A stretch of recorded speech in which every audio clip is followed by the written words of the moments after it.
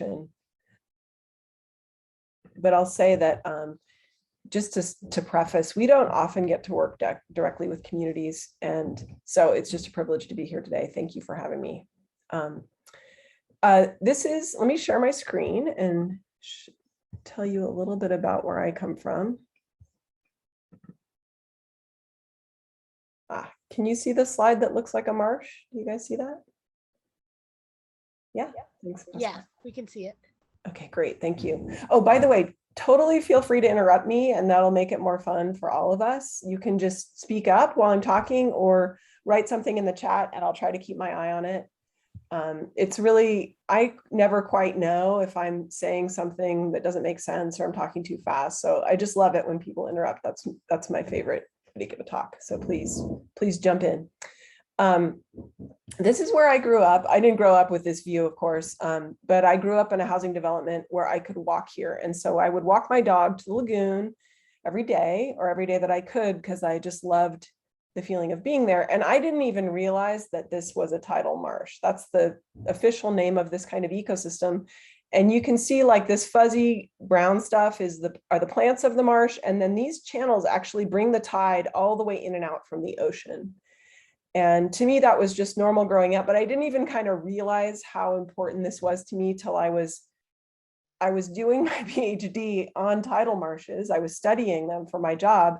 And I suddenly realized, oh, I grew up on a tidal marsh. What a difference that made for me in my life. Look where I ended up. So I just think it's really important, the work you're doing, to think about how to connect communities to the shoreline and the landscape that you're living in and make that a healthier, more wonderful place, ideally with nature in it. For me, having nature, access to nature, was a really big part of who I am in my life. And I think those early opportunities that we get really make a big difference. So that's a little bit about where I came from. I've been studying these marshes now for 25 years and have really grown to love them. They also happen to be extremely valuable ecosystems, and I'll tell you what I mean by that. And the reason I'm bringing all of this up is because tidal marshes are critical to the bay, and they're a lot about the history of what's been happening in our bay, and also where the funding came from that's funding this project. So hopefully this will be useful and interesting background. Next, I'm going to tell you a little bit about my organization. So we're the San Francisco Estuary Institute, and estuary is a weird word that just means where rivers meet the sea. And I'll show you a picture of how big our estuary stretches in a minute. But basically, these are really important areas because where the fresh water's coming from the river and the salt water's coming from the ocean, you get these super productive areas with a lot of different kinds of wildlife. People have always settled and lived around these places. So we are kind of like an estuarine species ourselves, human beings, because we like the food that there is. You can navigate and get in your boat and go up the river or out to the ocean. And they're beautiful. So they have so many things that we need. And that's why you get like 9 million people living around the Bay Area, because people have been living here since there were just Native Americans. There was a really dense population of Native Americans here. So estuaries have always been a really important place for humans. And at the Estuary Institute, we are a very unusual, weird science institute. There's some history there, but the bottom line is that we were created to try to connect science to decision-making for California, so that the people who were deciding how to manage the bay and the wetlands and the wildlife and the water were using science instead of doing it based on, politics or whatever those other decisions are, because we had some huge environmental problems like in the 1950s, 60s, 70s that needed to get corrected. And out of that was born our institute. Now, I will say that we served government and have served government since we were created in the 80s. And I think in the last few years, we began to realize how insufficient that is, that the government that's currently making all the decisions for us in our country is not serving everybody equally. And so we at the Estuary Institute wanted to be able to serve local communities, frontline communities experiencing climate change, and communities of color more directly, so that we wouldn't have to go through that government filter that really changes who's benefiting and who's not benefiting. So we've been working on that. I'll say it's hard, but it's really special to get to talk to you all, because I feel like this is one of these really fantastic projects that's bringing that to the forefront and putting communities, centering communities in the decision-making and planning. So we are all about working with nature to transform the places where we live, like the Bay Area, like our neighborhoods, like the shoreline of the Bay, to healthy places, both for people and for wildlife.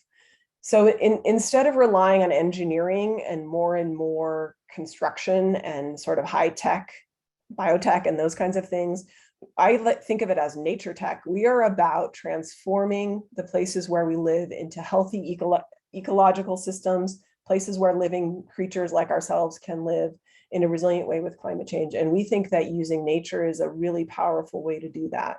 And I'm going to talk quite a lot about that today. So one thing I want to do is set the shoreline where this project takes place in the context of the bigger system. So ecosystems are just like a car. There's a lot of different parts that work together to make the system function. And if you only think about one little piece of the system, like you can't make a car run by just designing the gas cap. You've got to design all the pieces of the car to work together. And this is one of the reasons we're experiencing, the huge problems we are today environmentally is that we haven't been thinking at the system level. We've been like, oh, I want to make a factory here. And we are not thinking, well, what's that going to do? What's it going to do if I put a dam here? We've been doing this for 150 years. So it's not like it's just you and me. It's been a lot of us over time changing the landscape so that the system, the bigger ecosystem, isn't functioning very well. And we're having these, huge problems. So we have tried to break down the way the system has been changed at a large scale to think about how we can fix it. So we think high in the watershed where we have more natural areas up in the mountains usually. And once we get to flat areas, we usually have cities or farms, agricultural areas. And then there's things we can do in all of these areas to try to improve the health of the land and then all the creatures that live on the land, including ourselves. And then once we get all the way out to the shoreline, that's where the estuaries are, and that's where this project is. And I'll just say briefly, we do this trying to connect to the kind of science that people are doing in universities. So we occasionally sit down with like professors and try to draw on their research, which tends to be like really, in my opinion, kind of far out. It's like, how is someone going to use that to make a decision? We try to draw on that and figure out how to use that to harness the best science to make the decisions that we're making. And so we've come up with these different elements that make a resilient landscape. And a lot of these are already the kinds of things that I think you wouldn't be surprised about what they are, or the kind of things that you would want in your landscape. But they're things like having thinking about people as you're designing the shoreline, thinking about how does the water connect to the land? How can the people connect to the water? How can people be connected to nature? So these are the kind of principles that we use. And I just mentioned that because we're not just sort of making it up. We are drawing on what we're hearing from the people doing the original research. So I'm going to break down our bigger idea briefly so that you understand how the piece that I'm going to talk about today along the shoreline fits into that bigger system. So in California, and really in lots of parts of the world, we have this pattern of development. Up high in the watershed, not as much development. This is like the Sierra Nevada, like our mountains, or up in our hills. This is often where we have the East Bay Regional Parks. Up in our hills, we have other areas that are owned by the water utilities for water catchment. They're often grazed. And then you get down into the farmed areas like our Delta, some parts of Santa Clara are still farmed. Then you get down to the cities is like Oakland, and then you get down to the shoreline. And so if we think about the patterns of development in these areas, we have problems that are happening. Like up here, we're having a lot of wildfires, right? In these more natural areas, we're having these huge problems with wildfires. We also need more water up here. We have less water than we used to have because of climate change. And so we can think about for each of these parts of this big system, because this, oops, I just moved it. This is all connected by water. I'm gonna fix it. Sorry. This big system is all connected by water. We can think about solutions for each part of it. So when we start to restore wetlands and creeks up here, we get a lot of benefits. And even when we start to manage the forest differently, we can have less forest fire, we can have more water infiltration, and that affects everything downhill. So that means less flooding in the city. It means better water quality in the city. It means less bad air coming down from the wildfires. So that's why we have to think of it as a system, because what you choose to do up here affects me down here, and what I choose to do here in the city affects the person on the shoreline. So we're all connected, and this is really about reminding ourselves of that and thinking about how to make a system that works for everybody. And so we can think about the kinds of nature-based solutions like restoring rivers and creeks. And I can talk about more about what that means if you want to talk about it. How to do agriculture in a way that's friendly to wildlife. How do you keep pollinators healthy in your agricultural areas? How do you make it so that when you're not using that field for human food, you could let the migratory birds come in and the geese and ducks and eat in the winter, and then not developing those areas? We have such huge pressure for development in our flat valleys. And then when we get to the urban areas, there's so much we can do with nature to make life better for people and for wildlife, even in urban areas. And a lot of this is about plants. It's about putting trees in. Trees are so important for helping with urban heat island. They sequester carbon. We all know we need to get carbon out of the atmosphere. We need to make it cooler in cities because it's getting too hot with climate change and people are really getting affected with their health. And there's a bunch of other things we could talk about. And then I'll just say, and today we're going to focus mostly on the shoreline. I'll be talking a lot about that. But the shoreline and the urban area in the Bay Area are completely connected, and we should always be thinking about them together. So I think it's really neat. Like let's say you come up with some kind of a project that's like, let's restore this beach, or let's restore this marsh. It's always cool if that's connected into the city. And then like, let's make a trail that comes up from that marsh and goes up a creek and has the right kind of plants. And then, let's add more plants in the streets nearby the creek. That's all great for wildlife, but it's also really good for people. So I love when we can come up with designs that start to connect these pieces and make healthier places for all of us. Basically the win-wins is how people often talk about it. I just want to show how big our watershed is. Here's California and kind of like a diagonal view taken from space. And here's San Francisco up here. Here's our bay right here. And here's Oakland right here where my cursor is right now. But look how big our watershed is. Our watershed is about almost half of the state. It's about 40% of the state. It even goes up into Oregon. We're part of this huge, huge system. And I just like to remember that because I'm going to show you stuff. I'm going to show you some slides about the history of the bay and how much people have altered the bay since the Native Americans were in charge of managing it. And this isn't, I showed you a picture of where I grew up down here in San Diego. That's like a little tiny estuary and it matters, but it's like as big as my cursor. We live on this big estuary that really matters. Our watershed is like a globally important watershed, kind of like the Nile River, the Amazon. It's not that big, but it's really important because we're on this very dry West Coast. So we're in a place that matters, and the things that have happened here matter, and the choices that we make as community members with what we do with our jobs and the products we buy and how we treat the shoreline, like that all really matters. So I just wanted to bring that up because sometimes I feel like we think we can't make a difference, but this actually does make a difference. This project makes a difference, and the things you guys are going to do make a difference. Okay, so why do tidal marshes matter? That's that habitat I've been talking about the whole time. Why do we care? Why do they matter? Why did I say they're so valuable? The reason why is that they do all these things that are really important. They actually clean the water. So if we didn't have the marshes in our bay, all the wastewater that's coming out of our treatment plants, it's actually not totally cleaned up yet. It still has a lot of nutrients in it. Like it's like fertilizer still. Sadly, human poop and pee fertilizer basically is still coming out of our wastewater treatment plants.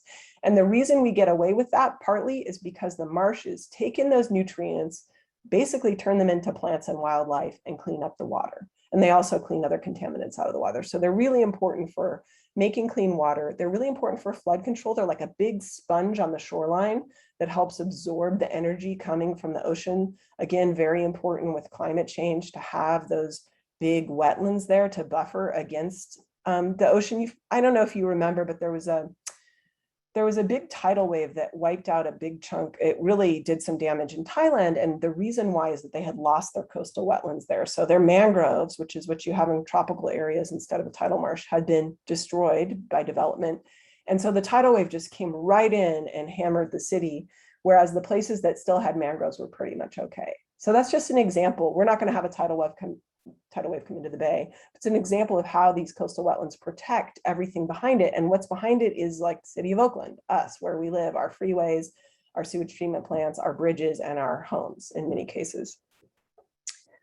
Marshes are really important for the food web and for wildlife. So they make tons and tons of food. I often call them the refrigerator of California for wildlife.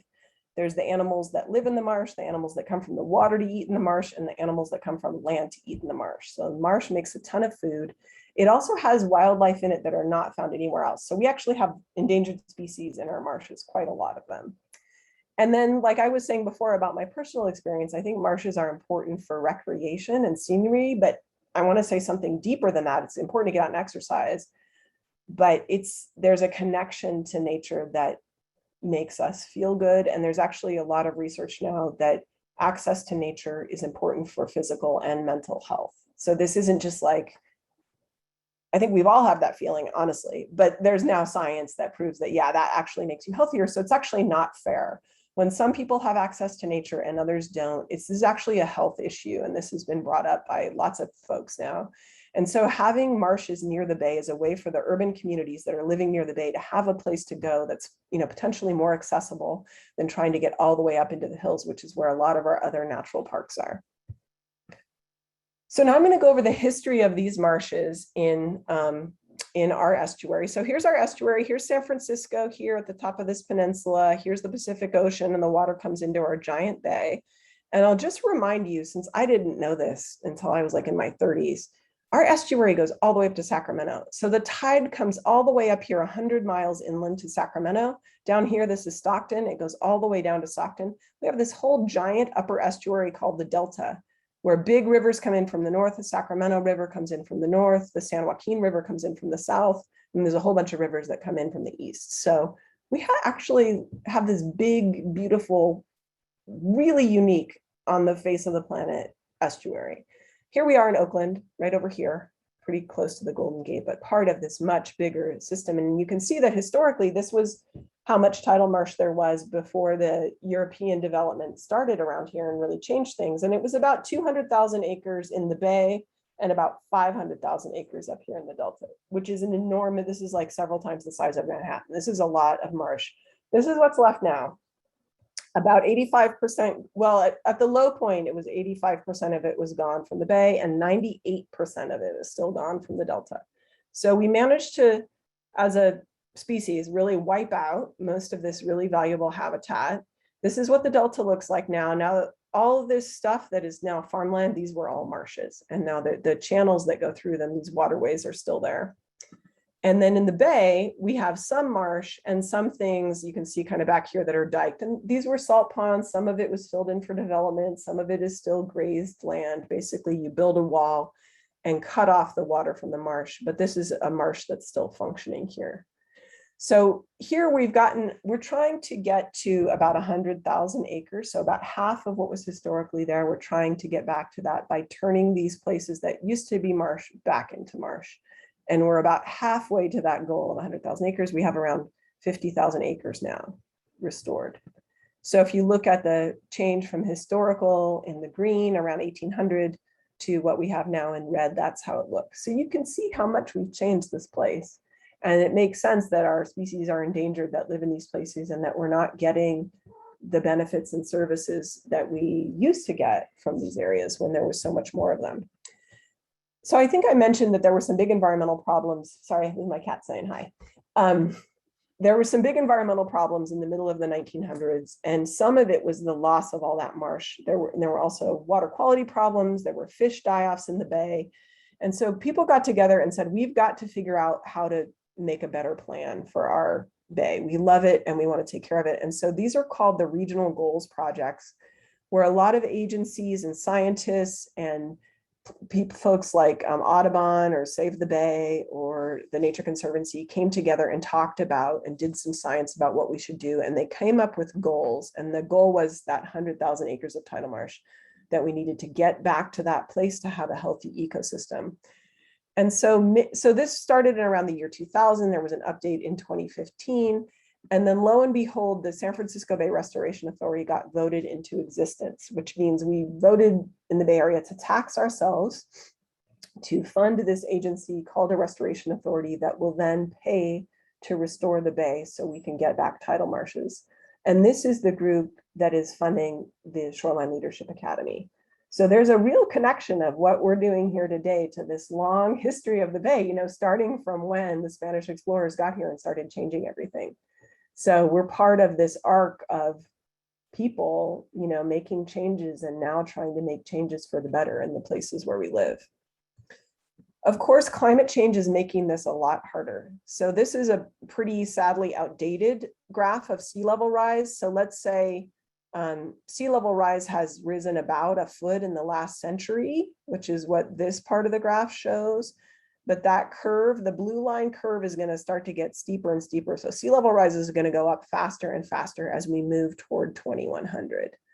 And this is outdated. Unfortunately, every time you see a new one of these, the curve gets worse. So we're looking at some real challenges with ocean water getting warmer. And when water gets warm, it expands. And that's part of the problem. The other part is where a lot of ice is melting and pouring into the ocean and making it get higher. We used to actually have a lot more sediment in the bay. So what do I mean by that? When you take dirt and make it wet and it starts to go downhill, like in a creek or a river, that's called sediment. It's just dirt carried by water. And that's a natural thing that happens in our creeks and our rivers. But as part of the gold rush, people literally hosed down with these giant hoses the hillsides of the Sierra Nevada to get at the gold that was in the dirt. And then they filtered it for the gold. And as they did that, they just washed incredible amounts of dirt into the water, which became sediment. And that sediment came all the way down into our bay. And it's part of the reason our bay is so, I don't know if you ever noticed, like really kind of dark and murky, is because we have so much sediment in it. And it made a nice shallow bay. It wasn't all bad that this happened. One of the things that did was make a lot of material, mud, that could be used to build up those marshes that I've been talking about. So as sea level has been rising for about a foot over the last 100 years, it's been no problem because we have all this mud that washed down from the Sierra Nevada and during the gold rush. And so it was no problem. But right around the year 2000, and this graph will show you, this is a measurement of how much sediment is in the water. It's called suspended sediment concentration. And it used to be high up here. And now, after around the year 1999, 2000, it's much lower down here. And so we think that this big bunch of sediment that came down from the Sierras for about 150 years, we just used it up. It just naturally got used up as sea level's been rising and marshes have been building. And now we're dealing with way less sediment. So if you can imagine, if you put together these graphs, we got sea level rising faster and faster. We've got less sediment than we've had. Suddenly, these marshes that are so important and that we've been working so hard on restoring and that are going to protect us as sea level rises and do good things for people, we don't have enough mud for them to keep up. They have to have a way to build them. They will actually build themselves, which is awesome. You don't have to do anything. They will literally build themselves using the plants and the forces of the tide. But without mud, they can't do it. So this is the problem that we're facing. And there's been some modeling to say, okay, if I have not enough sediment, which is the current situation I was showing you with that graph, what's going to happen with my marshes over time? So this was 2010 when this modeling happened, and here's 2110, so 100 years later.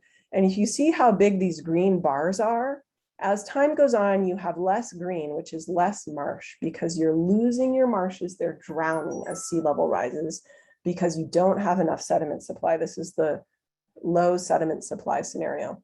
But if you have a lot of sediment, you can actually keep your marshes over time. So this is one of the places where it's up to us as people. What are we going to choose to do? I'll tell you what we're doing with a lot of our dirt right now. We're sending it out to the ocean because it's cheaper. And there's some pretty unfortunate policy issues with the Army Corps of Engineers. And a lot of dirt, there's a ton, we actually just did a study of, is there enough dirt somewhere? There is enough dirt somewhere, but a lot of it is going under new developments. So they'll dig out a big foundation and then they'll put it under a development that somebody wants to put on the shoreline to make that higher for sea level rise. So for example, a lot of material is going underneath Google's new buildings or the Brooklyn Basin that's on the shoreline of Oakland, rather than going into these marshes that would protect us on a larger scale. So there's sort of a tragedy of the commons or a public good issue happening with sediment. Are we going to use it for private developments and keep building in the floodplain, which, as you can see, I think is not the right choice? Or we could use this dirt and put it in marshes and make a healthy shoreline for everybody that will protect all of us. So these are the kinds of policy decisions that we're trying to influence over time, and that you can be a part of as you think of what you want in your community over time. What we need to have our coastal wetlands, our tidal marshes be resilient and function is they need all of their parts, just like the car I was talking about before. So we used to just restore this part of the marsh, which was the flat part where the plants were, but we actually need to restore the part that goes down into the water where the oysters and the eelgrass are, because this part protects the marsh as sea level rises, and the marsh protects what's behind it, which is this transition zone. And then all of this protects what's behind it, which in this picture is a tree. But in our world, it's actually the city of Oakland, or Highway 880, or Google, or Facebook. We have all kinds of very important things right here that we need to protect. So we need these full natural systems so they're really powerful and they can give us all the benefits that we want and that are really good for wildlife too. I don't know if any of you saw this, but there's been these proposals recently, like, oh, we have sea level rise. What we should do is put a dam at the Golden Gate, and then we won't have to worry about it anymore. We'll just control the water under the Golden Gate Bridge. We won't let the water come in from the ocean and we'll be fine.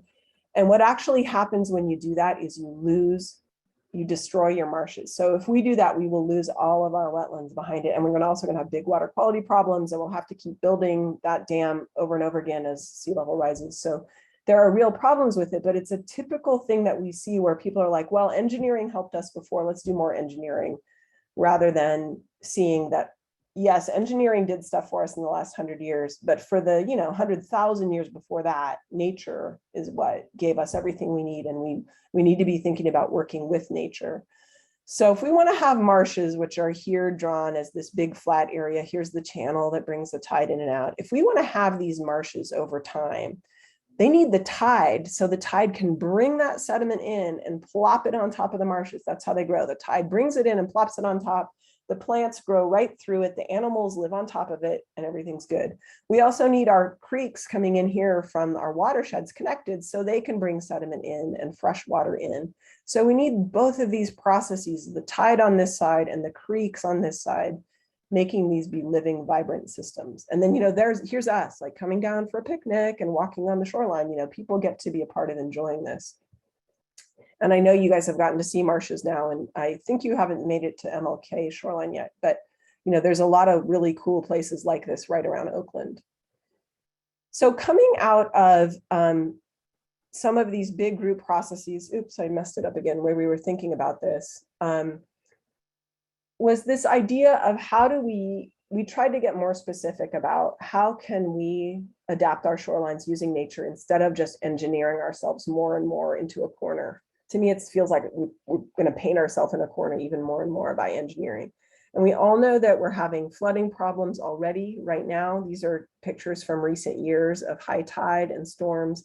We know that disadvantaged communities, low-income communities, communities of color, and other frontline communities are bearing the brunt of this. So part of the reason that we're not fixing this is that, for the most part, the wealthier folks can get out of the way, and those with less political influence or money cannot. So we're trying to point out that this is a justice issue as well as an environmental issue. So what we came up with based on the science was we should group ourselves together in units around the shoreline where the decisions made by one group will affect others. And here we are in Oakland, and I'm going to talk about this shoreline unit. So we call these operational landscape units.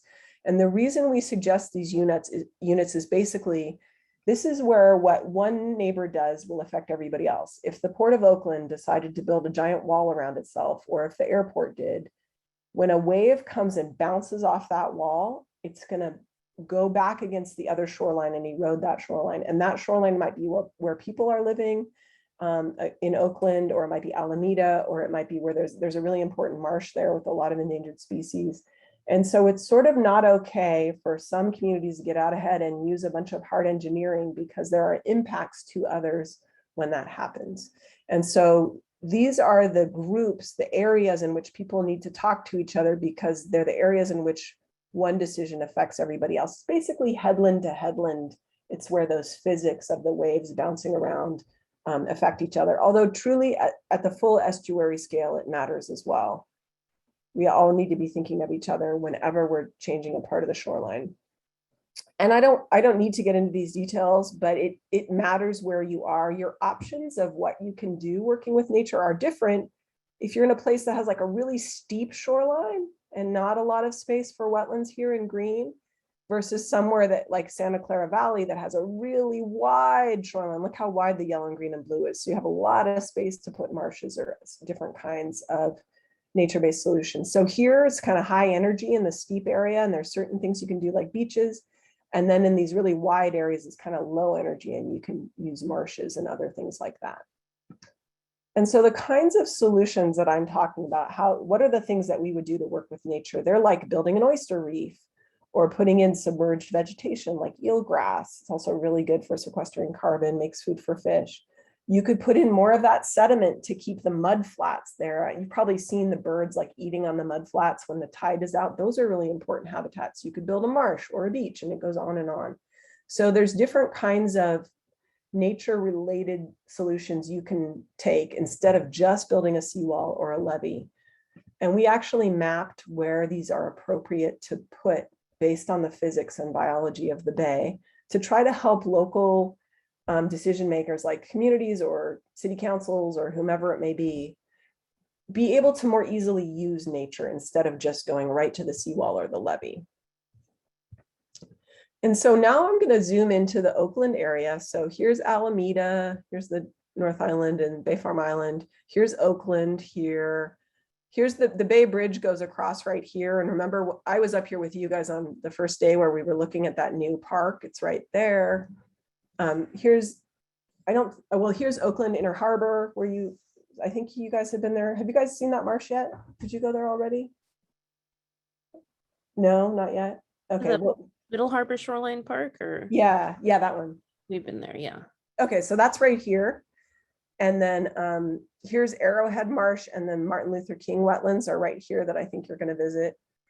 And so that's where the shoreline is. This is a map of what would be underwater if there weren't levees protecting it, with different heights of sea level plus a big storm. So when a lot of water is coming into the estuary from a storm and water running off the land, you get higher water levels. So you can see that right now, the water is out here in the bay, but with 5 feet of sea level rise, which is a semi-reasonable prediction for 2100, a lot of Oakland would be underwater. So we do have a lot of vulnerability that needs to be addressed. And as we start to think about what are the right nature-based solutions to use, we think about the physics. So I said that high energy and low energy environment stuff. Sorry, my cat's making a ton of noise that hopefully will end soon. The red is where you have big waves. So this is a high energy environment where you would want to put a beach. And I think Crown Beach is somewhere in here, more or less.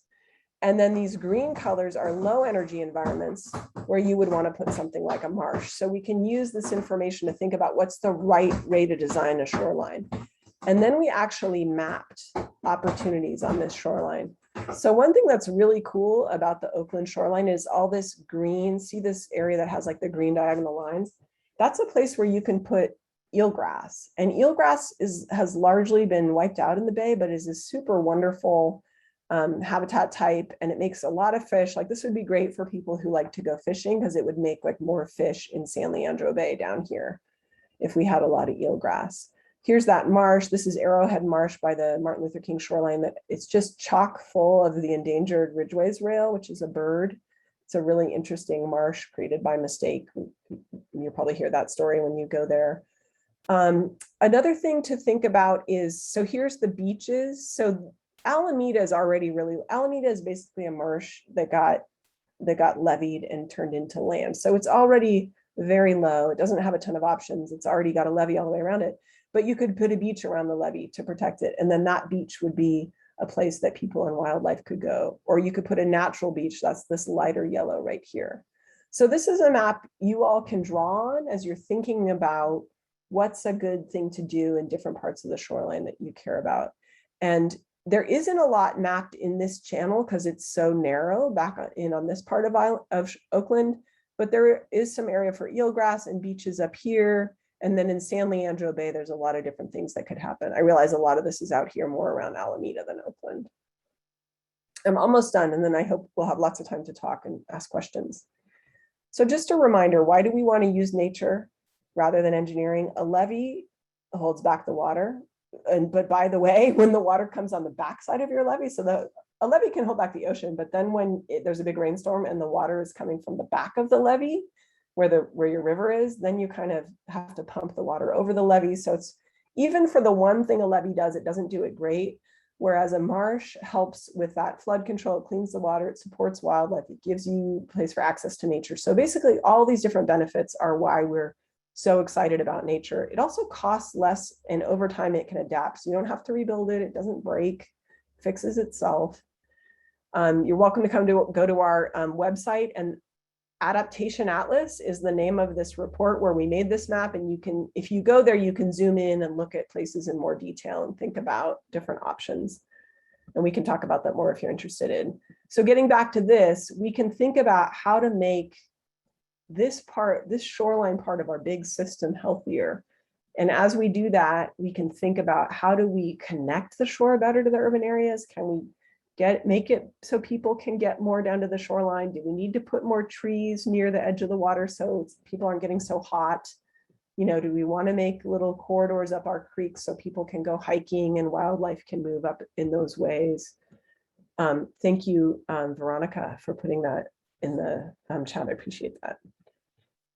And so this is what I always end on when I'm talking to government leaders, because I feel like I'm trying to drag them forward into doing something different. Instead of relying on their city engineer to build a levee, I'm trying to talk them into doing something different, which is always hard for government. To say that this is our choice. We can plan with nature and build a more thriving, healthy ecosystem for us all to live in, but that's hard. We need more money to do it, and people have to choose to do something different. It's hard, but we can create changes in both the short and the long term that make this a more wonderful place to live in. And the thing we always end with is that communities need to drive these decisions. So we don't really want to see government making the decisions. They honestly haven't done a great job so far. People are trying hard and it's getting better.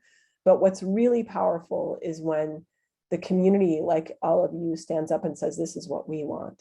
And I just hope that that is, that's would be, for me, the dream outcome of this whole Shoreline Leadership Academy, is to have more of a voice coming out of Oakland of what you would like to see. Okay, so very quickly, I want to tell you what I know about that's happening around San Leandro Bay, that operational landscape unit for Oakland. We call it San Leandro, but it includes all of Oakland. Sorry for the not great name. But there is some planning happening, and I think it would be great to connect this group. And I understand, I think Kita went to one of these folks' meetings. So I'll tell you who those folks are in one sec. So there's been these plans coming out of the port, and Alameda, the city of Alameda is working on their planning. The Estuary Commons was the name of the design for this part of the world that came out of the Resilient by Design Challenge in 2018. There's been this Adapting to Rising Tides study, and then our Adaptation Atlas. So there's been lots of different plans lately that have included Oakland and what we call the San Leandro operational landscape unit. Here's that Arrowhead Marsh again. I know that I'm showing you slightly different visions of Oakland, but this is San Leandro Bay. Here's the Oakland Coliseum right here. Here's the airport in Alameda, or I guess this is Alameda Bayfront Island, and this is the Oakland airport. And so there's some real issues happening around the airport. And so a group has come together to start talking about this much bigger area, but right now they're talking mostly about the airport and Doolittle Drive right here. And so you're going to see, if you get involved with them, a lot of talk about that. But I think you all can bring the Oakland shoreline more into the conversation. The city of San Leandro, which is down here, is sitting there talking. So there's an opportunity right now to get involved in that. And I think Kita at least has gone to one of their meetings. So they have some goals, which is to try to help with flooding and sea level rise, improve the ecological value for wildlife, and then make transportation work better because they're worried about people getting to and from the airport, and then improving access to the marshes and the areas around the shoreline. And so they're thinking about what to do here. Again, this is the airport. There's a golf course here. This is Bayfront Island. Here's that Martin Luther King shoreline with Arrowhead Marsh, and Oakland Coliseum is like right here off the map. So we're starting to, here's the design that came out of the Resilient by Design Challenge. Again, here's the Oakland Coliseum, here's San Leandro Bay. There's all of these ideas about what should be done, and I won't get into the details, but I think this is a really good group for you all to either plug into now or think about connecting with when you're done with the Shoreline Leadership Academy, because they are going to be, there you can see the Coliseum. They're going to be making some decisions about what will be happening along the shoreline. And I'm happy to tell you more, but I would much rather leave time for us to talk. So with that, I will say thank you so much. I'm really curious to hear what you think, answer any questions you may have, and I just really appreciate your attention and thank you for inviting me to talk to you today.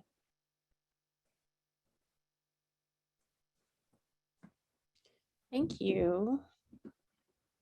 I have a question, but I want to see if any of you guys have questions first. Yes, I do have a question. My name is Olubemiga Oluwole, and my question has to do with, for instance, the marsh around Middle Harbor, Oakland Middle Harbor shoreline.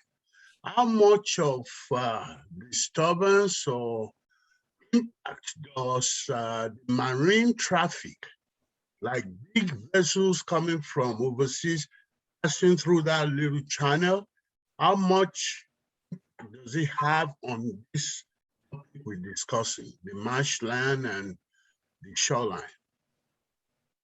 Yeah, how much is the shipping traffic impacting the shoreline? Was that the question? Yeah. I didn't quite hear. Okay. So let's see if we can find a picture of Oakland Port. So here's the port of Oakland up here, and the ships come in the Golden Gate. Here, you can see the ships come in the Golden Gate and they come right here to the port. So there is a lot of dredging that happens with big machines that go dig the sediment out of the bay. And those sediments are often very contaminated, so they have to go somewhere. They often can't be put in water. They're so dirty, so that sometimes they have to go on land. Sometimes they can be put somewhere else to put to good use. So I think there's some impacts from the dredging that people are concerned about to fish. It makes the water dirty right then. There have definitely been, the bay is getting healthier. So it was really unhealthy in like the 1960s, 1970s. It's getting healthier, and there have been harbor porpoise have come back in the bay for the first time. You know, they're like little dolphins, like they're 4 feet long. They've come back in the bay for the first time in the last 10 or 15 years. There's been more whales. Humpback whales have been feeding in the bay for the first time in decades. Now they live. There's humpback whales all the time, especially in summer, right around here in the Golden Gate and this part of the bay that's really deep. And for the first time ever, bottlenose dolphins are coming into the bay, and no one knows why. I mention that because we're actually getting ships hitting whales, which hasn't happened around here for a long time because we wiped out all the whales. So there is definitely those kinds of impacts from the shipping traffic. When I think about what it's doing for the people of Oakland, the big issue that I've heard about, and others on this call probably know more than I do, is the air quality. So all those diesel trucks going into the Port of Oakland and coming out and going down 880, you know, going up 80, that's a lot of air pollution. And so for the people who live there, especially in West Oakland, it's a real issue of air quality because a lot of the particulates in the diesel exhaust are bad for you. But in terms of it affecting the animals in the bay or the wildlife or the nature of the bay, it's not as big of a deal because, you know, if they were shipping all the way down here to like San Jose, it would be a problem. But because it's a very short shipping traffic lane here, it's not affecting the bay very much except for those whale strikes. Does that answer your question? Is that a good answer for you? Yes, thank you. Yeah, good question. Thank you.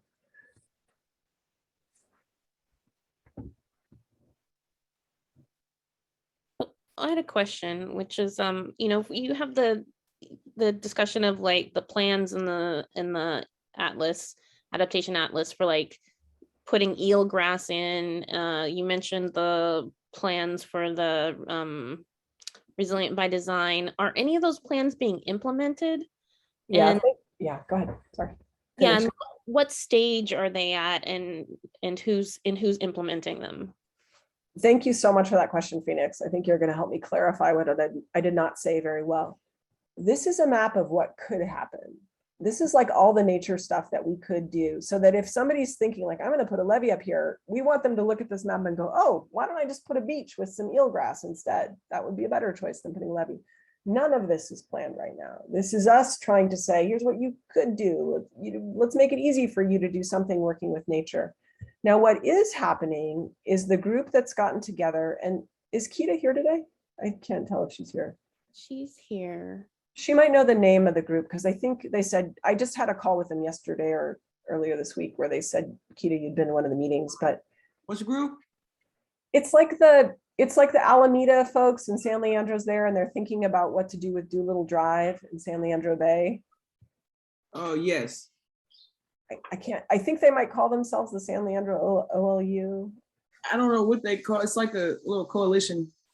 Yeah, I don't know their name either, but there's a coalition of, I'll tell you who I'm aware of that's there. It's out the city of Alameda, so they're nearby here. Let me zoom out a little bit.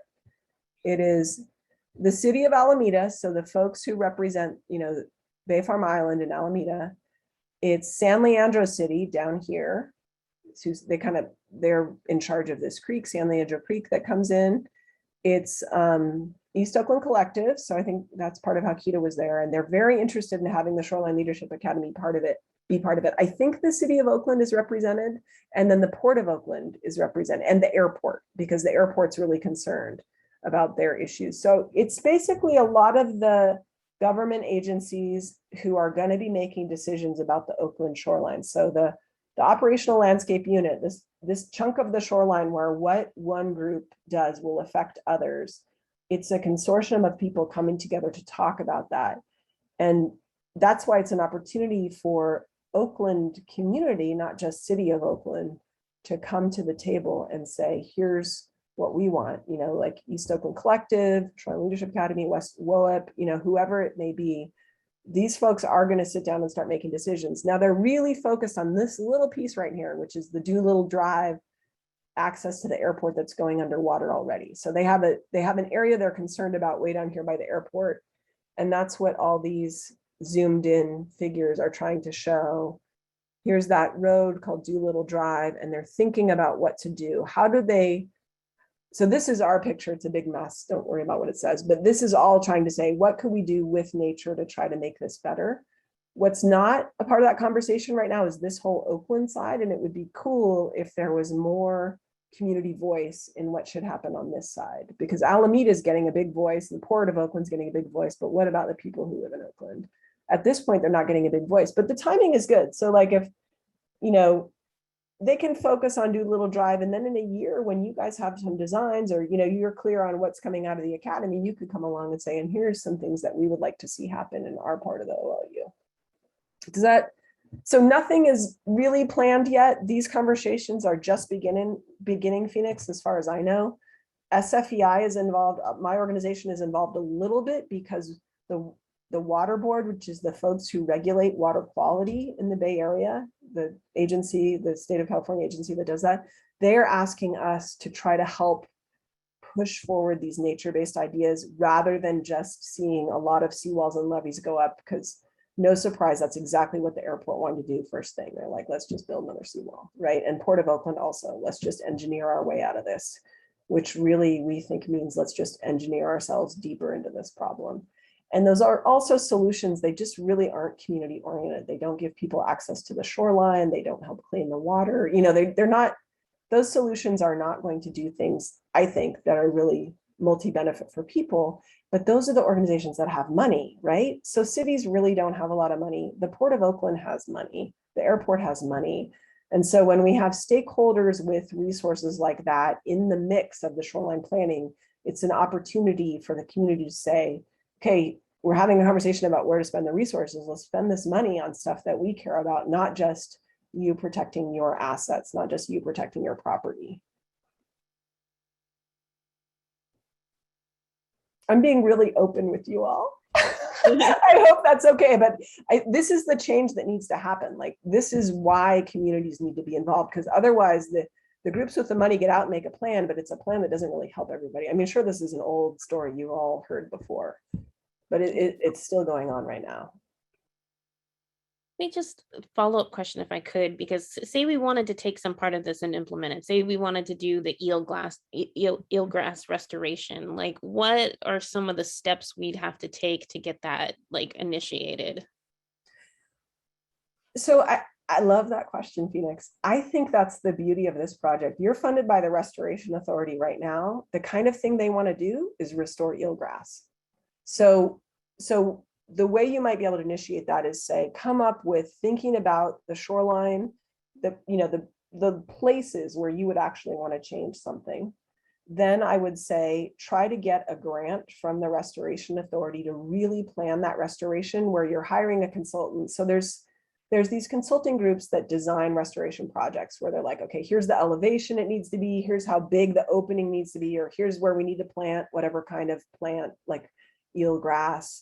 They're the ones who actually do the environmental impact reports and all that. There's a ton of bureaucracy to try to restore natural areas. And then you would get a restoration grant from the Restoration Authority to do it, but the WOIP or the Shoreline Leadership Academy or whomever is leading this forward would be involved in the design. They would say, we want to have a park here, or we want to have people be able to come down and fish in this area, or we want to make sure that there is access to people from the Oakland side and not just the Alameda side, right? Like, we want to see some justice in the way the money is spent and who is benefiting from all of this.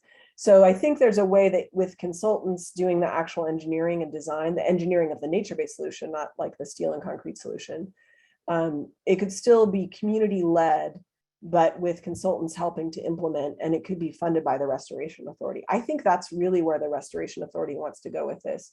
And for it to be funded by the Restoration Authority, it needs to have a big restoration component. So it needs to have either like a tidal marsh component or a beach component or an eelgrass component. And the people who've really been pushing eelgrass restoration forward are actually at the same organization that provides staff to the Restoration Authority. So it's called I know you know this, Phoenix, but it's called the State Coastal Conservancy. And Marilyn Lotta at the Coastal Conservancy is a big proponent of eelgrass restoration. She's the one who's been doing it. They've also been funding beach restoration. So they've been funding more than just tidal marsh. So you could figure out what your design is. I'm sure staff like Marilyn would be happy to talk to you, or you could get, we could help a little bit. SFEI, we'd love to help, but we're not engineers. We sort of help with bigger ideas. And then you would get like ESA, what are they called? Anyway, one of these consulting firms that knows what elevation and how to actually engineer it. Does that answer your question? Or am I on target with what you're asking? It does. My follow-up question is, do you have context to these consulting groups that you could introduce me to, that we could maybe bring some in to talk? Absolutely. Okay. I would be so thrilled to share that with you. There's kind of one group, they used to be called Phil Williams Associates. Now they're a piece of ESA. So they're called ESA PWA.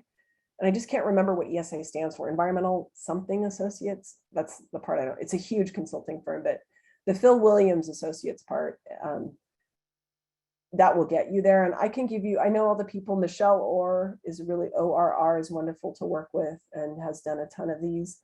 Jeremy Lowe, who works with us now, used to work for them for a long time. So we can link you up. And we could have a meeting with Marilyn Lotta, or I can introduce you to her if you want to talk to her about, she would help you with thinking about the funding and how to put that all together. Thank you. I have a question. Hi, my name is Devaney. And thank you so much for your presentation so far. It's been really inspiring. My head is just like churning with ideas. So I know that you said we had a lot of sediment in the bay because of the gold rush. I'm wondering, how do we get sediment without mining, or like without mining?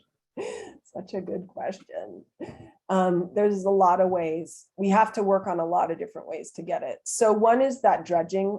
I was saying before, to answer the first question, we like dig a trench. We literally dig a trench from the Golden Gate to the ports so that giant ships can come in and deliver stuff like cars from Asia and our, all the clothes we get from China and stuff like that. Those come on these like massive container ships that are now so big that they basically have to dredge that trench so that they don't scrape the bottom of the bay. Well, that makes a lot of mud, sediment. And when it's not too dirty, it could be used to help raise the elevation of marshes. So that's one big source. Like about half of what we're missing could come from there. The other half kind of needs to come from this big system idea that, mostly when I talk to people about this, people don't like it. They're like, oh, this is too much work. Government folks don't want to deal with having to fix a big old system because, their job is like to fix one little piece of the city. They don't want to have to think about a big system. But we are going to have to think about the big system otherwise. And the reason why is this figure. Sorry, I'm looking through my PowerPoint. Here, the sediment that builds up the marsh here. So here's like city of Oakland in the back, right? Here's the marsh, here's the bay over here. The sediment comes from the water and it comes from the land. And so if we actually had our creeks connected into the back of our marshes, the creeks would automatically bring sediment in. It doesn't happen now because we've so changed our creeks that they basically run between levees all the way out to the middle of the bay and dump their water and sediment out way out here. So we need to reconnect them into the back of our marshes. So there's other kinds of landscape change we can make to kind of fix at that bigger system level. And that also involves like the way we let water out of our reservoirs. If we let water out of our reservoirs in a big pulse, it's called pulsed releases, it would push sediment down the creek and all the way into the bay if the creeks were connected the right way, which is just how it used to happen historically in a big storm, right? There's a big storm, the big storm would push a lot of water down the creek, that would push sediment onto the marsh. Now, because we have a dam up there, right, that's making the reservoir hold water, that doesn't happen because the dam holds all the water in a big storm. So we kind of have to manage the whole system in a more natural way to get at enough sediment to keep these marshes around. And we think we can do that. It's really, a lot of this is about convincing people to do something different. Some of it's not, in my opinion, really that hard. There are a couple places around the way where we've started to do these reconnections. So it's being talked about for Sonoma Creek. It's happened down in San Jose. It could absolutely happen in Oakland or the East Bay. It just hasn't happened yet. Thank you. And I guess I'll say one last thing. The other big thing, and I didn't talk about it, is marshes will actually go inland. They'll just like march themselves inland as sea level rises if you let them. It's not going to happen in most of Oakland because there's like, streets and houses and we're not going to let them flood. But if there are places where the bay could go inland, it will do it for free and we don't have to do anything. So one thing we could stop doing is building in the flood zone. And that's still happening. There's these big development projects right now that are happening right at the shore of the bay. They're putting people in the flood zone, and Brooklyn Basin is a good example of one that just happened in Oakland. So I think it's also, and these are the kinds of local city decisions where the community can come to the city council meeting and say, let's, Brooklyn Basin, they just put a bunch of sediment under some private houses and condos. Instead of that sediment could be used to keep the marshes of Oakland healthy and protect everything behind them. And they're also, they just built at the shoreline. So they, that area that could have been maybe, people could have moved back and let the marshes go inland. That area is now going to have to be protected and levied, for the next 100 years. So a lot of this is about local decision-making and trying to get cities, they're thinking about tax money, right? They want the tax money from these new developments. But when you put it right on the shoreline, you're basically creating this cost. You're putting people in harm's way and you're creating this cost to protect those people for decades and decades. Quick follow-up question. Do you know who is responsible for choosing where the sediment goes? Like if we wanted to champion for not having all that sediment go under private property, like who is responsible for that? This is a really big problem. There's no regulation right now. So dirt that gets excavated, like if I'm building a big office building and I have to dig a deep foundation for it, there's no regulation of that dirt. It just gets sold on the private market. And there are these organizations called dirt brokers that sell it. And they're almost like a little bit shady. I mean, there's almost like rumors of the mafia being involved. It's like really crazy.